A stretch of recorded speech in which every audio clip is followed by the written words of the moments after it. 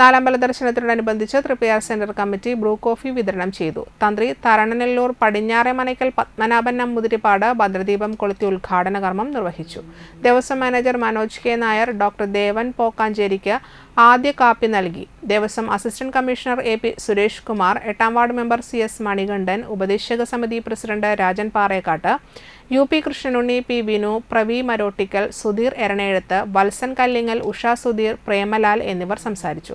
കഴിഞ്ഞ 16 വർഷത്തോളമായി Thriprayar center committee Nalambalam ദർശനത്തോടനുബന്ധിച്ച് ബ്രൂ കാപ്പി വിതരണം നടത്തിവരികയാണ്. പുലർച്ചെ 3 തുടങ്ങി 9 മണി വരെയും ശനി ഞായർ ദിവസങ്ങളിൽ കൂടുതൽ സമയം കാപ്പി വിതരണം ചെയ്യുന്നുണ്ട്. കാപ്പിയോടൊപ്പം ലഘുഭക്ഷണവും വിതരണം ചെയ്തു. ചടങ്ങിൽ ആർട്സ് പ്രവർത്തകരും പങ്കെടുത്തു. തൃപ്പയാർ കർക്കിടക മാസാചരണത്തോടനുബന്ധിച്ച് തൃപ്പയാർ സെൻറ്റർ കമ്മിറ്റി ഇവിടെ സൗജന്യമായി ബ്രൂ കോഫി വിതരണം നടത്തുകയാണ്.